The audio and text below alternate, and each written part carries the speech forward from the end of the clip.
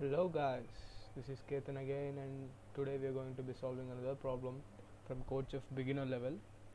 And the problem that we are going to be solving today is the lead game, and the problem code is TLG, as you can see. Yeah, just let's just get into it. The game of billiards involves two players knocking three balls around on a green base table. Well, there is more to it, but for the purposes, this is sufficient. The game consists of several rounds, and in each round, both players obtain a score based on how well they played. Once all the rounds have been played, the total score of each player is determined by adding up the scores in all the rounds, and the player with the higher total score is declared the winner. Alright, guys. Till now, all the information is pretty much normal. We know, like, uh, almost like in any other game, billiards also does this. Like, when both the players play, their scores are added up over all the rounds, and then whoever has the highest score wins, right? Yeah, that's what the information is given till now. Let's go forward. The Siruseri Sports Club organizes an annual billiards game where the top two players of Siruseri play against each other. The manager of Siruseri Sports Club decided to add his own twist to the game by changing the rules for determining the winner. Right. So this statement basically tells us that we have to ignore everything over here, which is we have to ignore the normal constraints because the manager is changing the rules of the game basically, right? Let's see. So what it means is these will be the rules, and we have to make our solution based on these things. Okay. In his version, at the end of each round, the cumulative score for each player is calculated, and the leader and her current lead are found. Once all the rounds are over, the player who had the maximum lead at the end of any round in the game is declared the winner. Right, guys.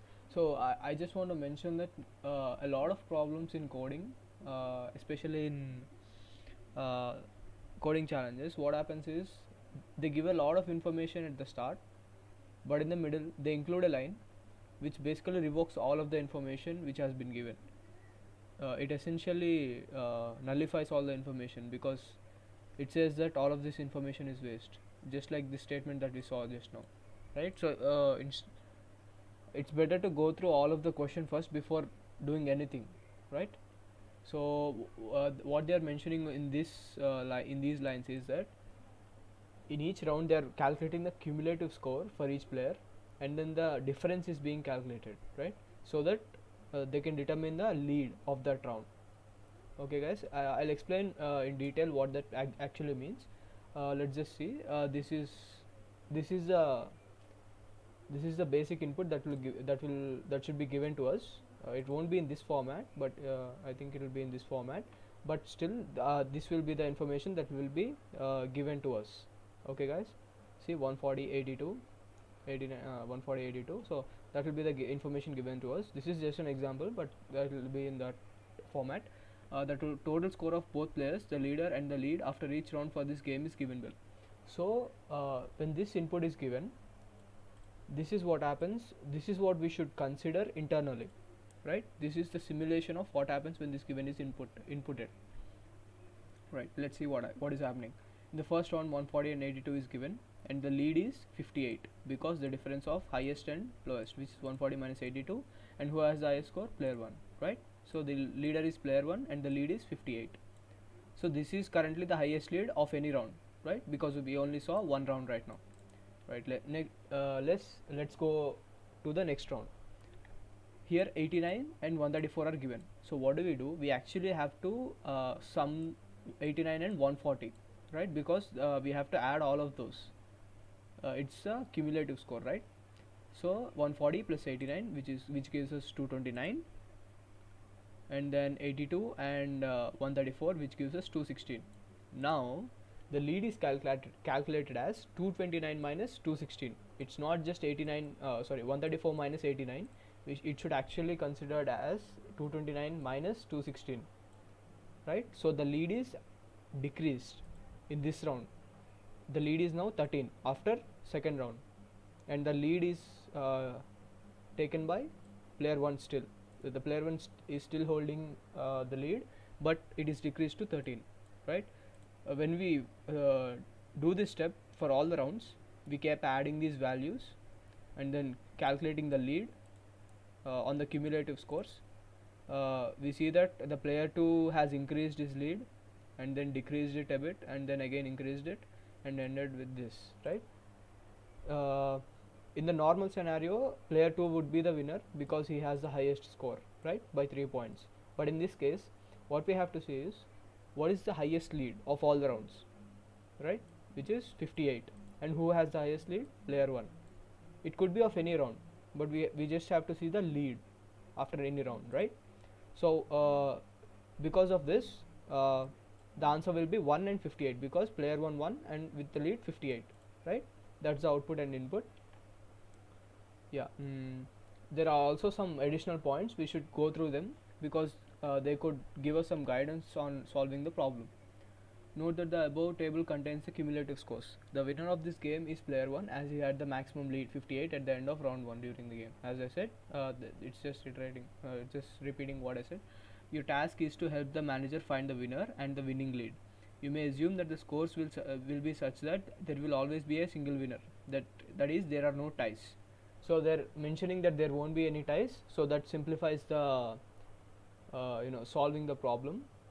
It just eliminates the ambiguity of having multiple scores, because if you had multiple situations where there was a tie, then there would be ambiguity what should be portrayed, right? Player 1 has lead 58, player 2 has lead 58 after some round, then who should be given? That ambiguity won't be there, is guaranteed by the problem itself, right? So let's see what's the input. The first line of input will contain a single integer n and indicating the number of rounds in the game. So these 5 means 5 number of rounds are in the game, and then each line will contain score of player 1, player 2 in that round, right? This is the first line. So first rounds player 1 score, player 2 score, second rounds player 1 score, player 2 score, and so on, right? So I think you guys can understand this. So I think it is pretty straightforward. So let's get into the code and solve this problem, right, guys?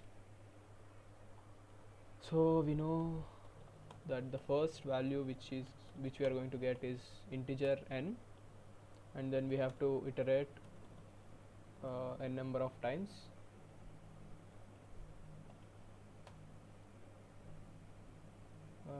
Yeah, and what are we getting in each iteration? We're getting player 1 score and player 2 score equals to map of int comma input. If you guys don't understand this part of the code, you can check out the first video. In the first part of the first video, you can see that I have explained this code in the coding part, and I have explained it in detail. So you can check that code, check that video. Yeah.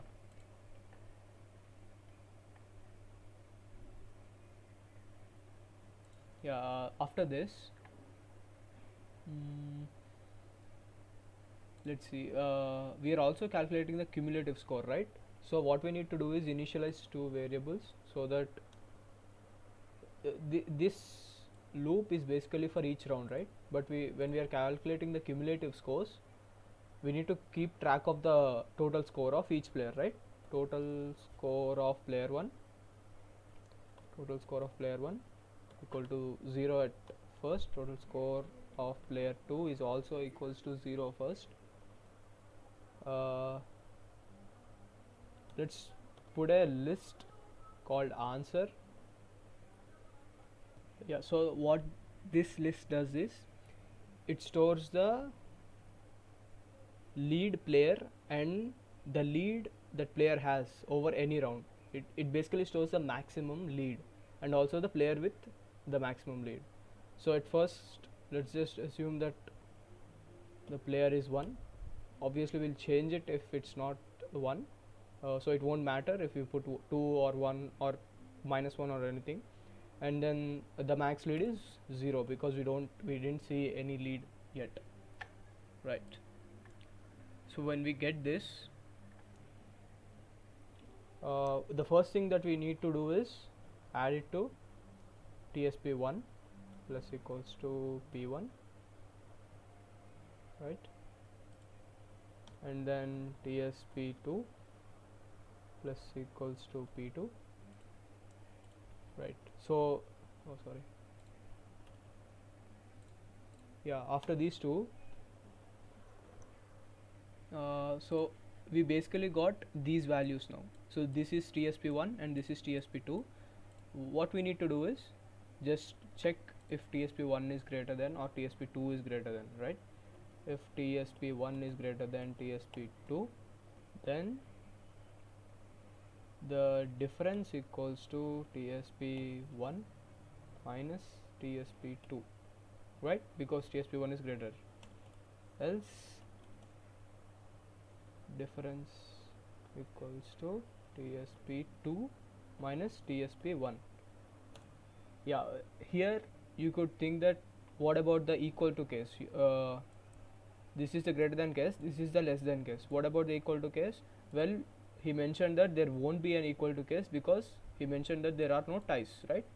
That's what I meant by there won't be any ambiguity in solving the problem, right. So so we are storing the difference, which is the lead of that round, which will be 13, 7, 1, 3, 58, right. So what we need to do is check if the lead of this round is greater than the maximum, right. In this case the lead is currently 0, right. We need to check this. If difference is greater than answer of 1, right, then what do we do? Answer of 0 should be changed, right. Should be changed to 1 because the player 1 is the lead, and the lead is also greater than the maximum lead, and we change the player name, and now we need to change the lead of that player, which will be answer of 1, which will be equals to difference, right. We can just copy this thing and paste it over here. So now the difference is greater than answer of 1. The only thing we should be changing here is this, because this case is for player 2 greater than player 1, right. Yeah, so this should effectively result give us the final result. So yeah, when we are printing, let's just print. I'll do one thing over here. I'll explain it in a bit. Don't worry if you don't understand this right now.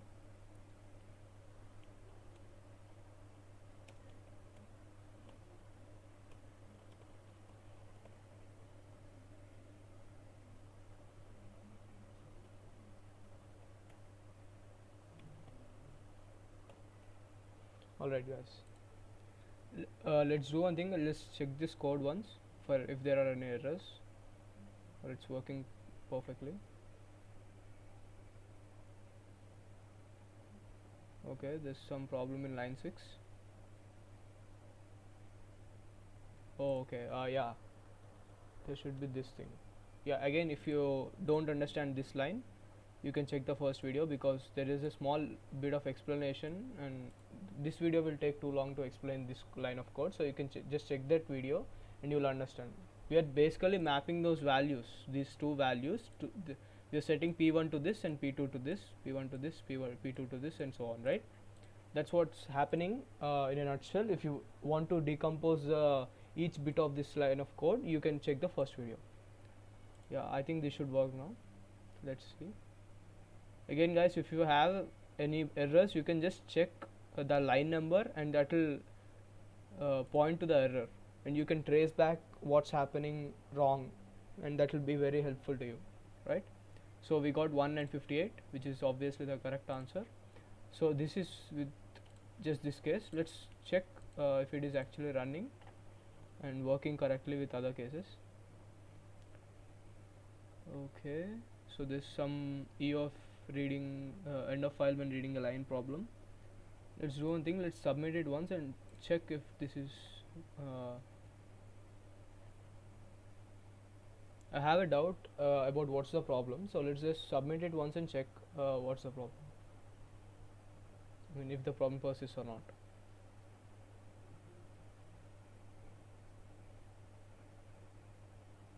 Great. Okay guys, so we got the correct answer and we did it in 0.02 seconds, which is very less because the time given is 1 second, so that's fine.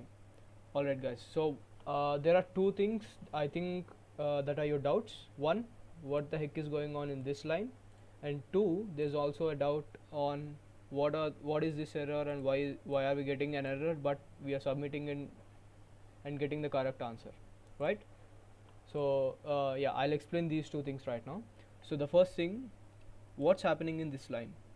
So all of you I think know about the print statement, and this is a string, right, because it's in the double quotes. So these braces are essentially saying that these braces are essentially placeholders for some other value. Okay guys, so there are two placeholders in this string. So if you guys are familiar with C, there's a printf statement, right? We put %d to replace it with digits. They are also known as placeholders, I think. So these are essentially the same, but in Python, because it is dynamically typed, we don't need to put %d or something like that to specify the data type. We can just put this, and these will essentially these will be replaced with some other value. Okay guys, so what's the value that will be replaced in this place? That will be specified using the format method, format function. Okay, this dot is essential because this dot is connecting the format function with this string. So the format function defines the format of a string, and to connect which string should be defined with that format, we should use the dot.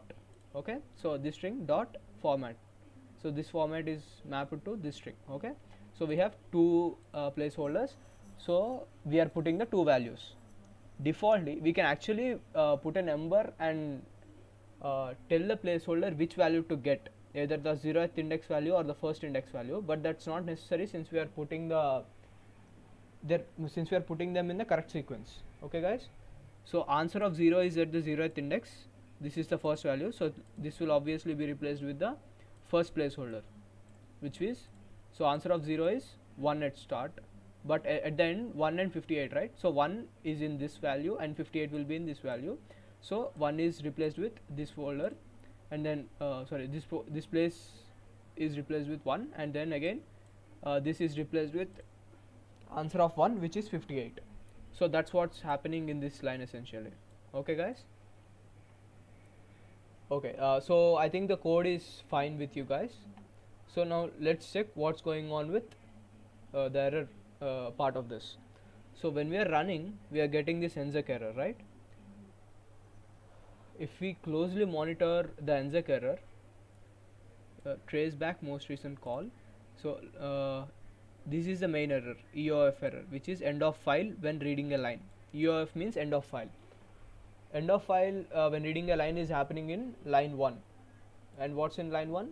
We are taking the input from line 1.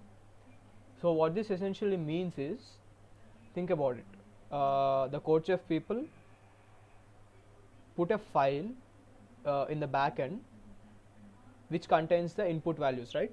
And it probably also contains the output values, so that the system can take those values from the file and check, run our program against those values to check what's the output, right? So I think there is some problem with the file that they kept for this problem, and maybe they had a space in the first place or something like that. There's some problem with it. I think that's the reason for getting the end of file when reading a line error over here. I mean, I don't know exactly that's the problem, but I am guessing that that's the problem, because we are submitting it and getting the correct answer, which means possibly there's something wrong with the file that they gave for running the public cases, right?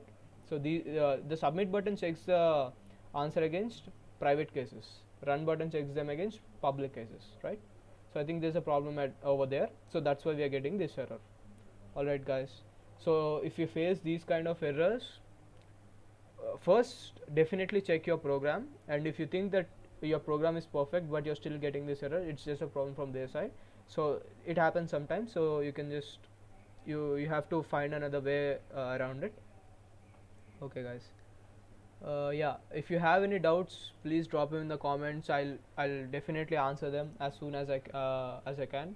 And if you guys like this video, please hit the like button and share it with your friends so that they can also learn something new. And subscribe if you want to see more of this content, and if you like learning programming, or if you want to share this video with your friends and ask them to subscribe if they want to watch this kind of content and solve these kind of problems. These are pretty basic problems, but as we go, I'll try to include some problems from other contests like TCS Code Vita or Google Code Jam or something like that. I'll definitely try to include as much content as I can, and I have also organized these problems inside the CodeChef beginner level playlist, so there won't be any problem in navigating this kind of content. Okay guys, so hit the subscribe if you want to keep watching the content, like, share and comment if you have any problem. Alright guys, thank you.